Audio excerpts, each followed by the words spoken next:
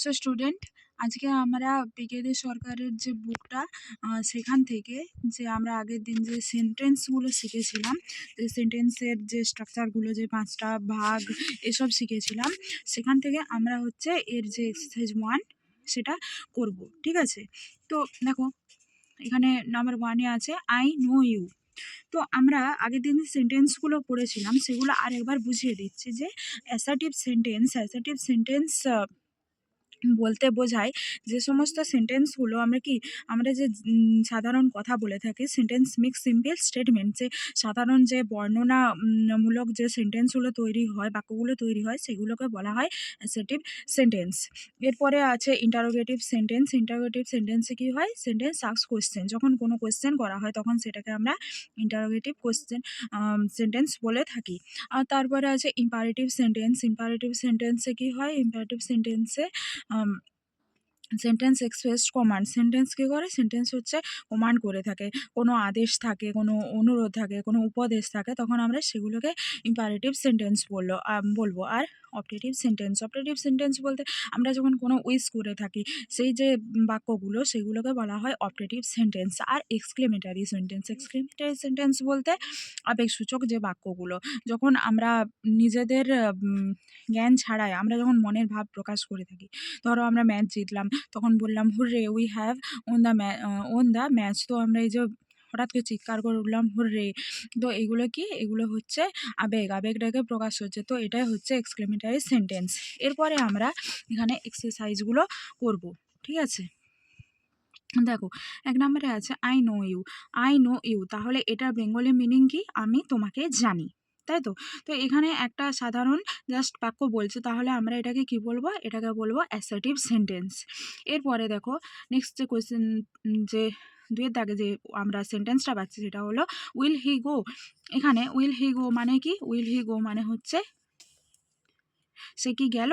তাহলে এখানে কি করছে? এখানে কোয়েশ্চেন করছে। তাহলে আমরা এটাকে কি বলবো? এটা হচ্ছে ইন্টারোগেটিভ সেন্টেন্স। এরপরে আছে কাম অ্যাট ওয়ান্স। তো কাম অ্যাট ওয়ান্স এটা কি করছে? এটা অর্ডার করছে যে এখানে এসো এক্ষুনি।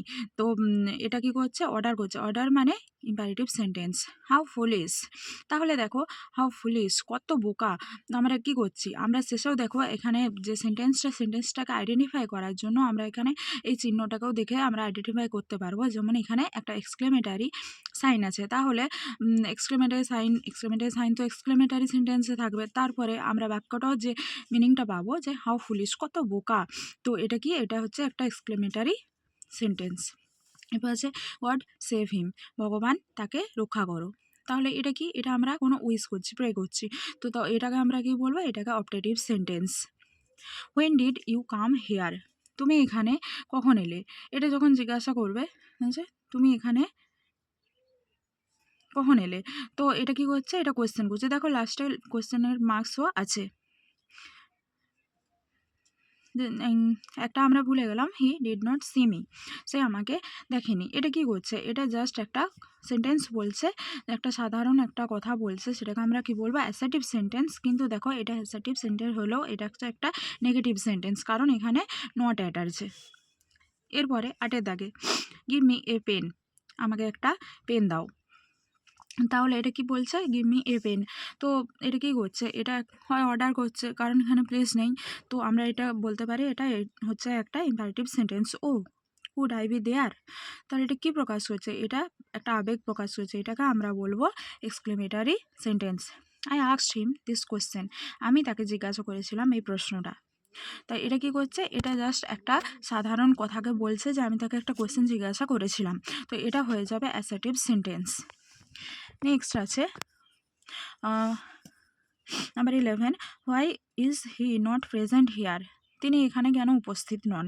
তাহলে দেখতেই পাচ্ছ লাস্টে কোয়েশ্চেন মার্কস আছে, আর এখানে একটা কোয়েশ্চেনও করছে, why did he not present here, তিনি কেন এখানে উপস্থিত নন। তাহলে এটা কি হবে? এটা হবে একটা interrogative sentence. What a pity. তাহলে এটা কি? হোয়াট এ পিটি, কত সুন্দর।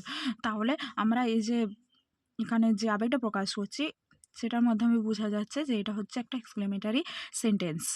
মে ইউ সাকসিড। এরপরে বলছে মে ইউ সাকসিড, তুমি কি হও? সাকসিড হও, তুমি হচ্ছে সফল হও। তাহলে এটা কি হচ্ছে? এটা আমরা একটা উইশ করছি। তো এটাকে আমরা বলবো যে অপারেটিভ সেন্টেন্স। ইজ হি ইল, তিনি কি অসুস্থ? এখানে কোয়েশ্চেন করছে, বুঝতেই পারছো, তাহলে এটা হয়ে যাবে interrogative sentence. He does not like this, তিনি এটা পছন্দ করেন না, এটা হয়ে যাবে কি হয়ে যাবে, এটা হবে অ্যাসার্টিভ সেন্টেন্স। অ্যাসার্টিভ সেন্টেন্স বা negative. Please do not say no, এরপর বলছে please do not say no, দয়া করে না বলো না। তাহলে আমরা কি দিয়েছি, দয়া করে না বলো না। আর এখানে আমরা একটা ওয়ার্ড দেখতে পাচ্ছি প্লিজ। প্লিজটা আমরা কখন ইউজ করব, প্লিজটা ইউজ করি কোনো কিছু রিকোয়েস্ট করার সময়। তাহলে এটা কি বলবো, এটা হয়ে যাবে একটা imperative sentence. May he not suffer, এরপর বলছে মে হি নট সাফার, তিনি যেন কোনো সাফার না করে, তিনি যেন কোনো কষ্টর মধ্যে দিয়ে না যায়। তাহলে এটা হচ্ছে, এটা একটা উইশ করছে, প্রে করছে, তো এটা হয়ে যাবে একটা অক্টেটিভ sentence. The sun shines in the sky, সূর্যটা আকাশে কি হচ্ছে, জল জল করছে। তাহলে এটা কি হবে, এটা একটা বর্ণনাত্মক বাক্য, একটা সিম্পল সেন্টেন্স। তো আমরা এটাকে কি বলবো, এটা হবে অ্যাসার্টিভ সেন্টেন্স।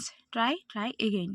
এরপর আরেকটা বলছে ট্রাই ট্রাই এগেইন, চেষ্টা করে যাও, চেষ্টা করে যাও, বারবার চেষ্টা করে যাও। তাহলে এটা কি হবে, এটা হয়ে যাবে কি, এটা একটা উপদেশ দিচ্ছে। তাহলে আমরা এটাকে কি বলবো, অক্টেটিভ সেন্টেন্স।